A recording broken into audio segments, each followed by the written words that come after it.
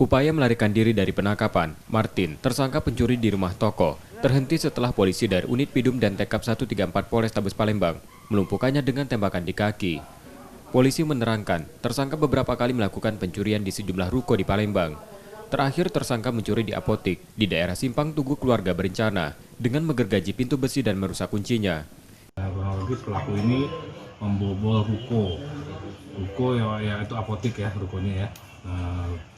Jadi awalnya kronologisnya korban malam-malam sudah mengunci apotik itu. Pas pagi-pagi dicek kenapa kuncinya rusak, sehingga hal tersebut dilaporkanlah ke kami. Untuk kerugian memang banyak, ada yang kulkas diambil, ya kan, terus ada remote AC lah segala diambil di situ kan. Alhamdulillah kami berhasil mengamankan pelaku satu orang dan penadahnya juga dengan 2 orang tersangka kita amankan untuk kita proses lebih lanjut. Pasal yang kita kenakan 363 untuk residivis apa tidaknya kita sedang dalami. Kini tersangka ditahan di tahanan Polrestabes Palembang untuk proses hukumnya.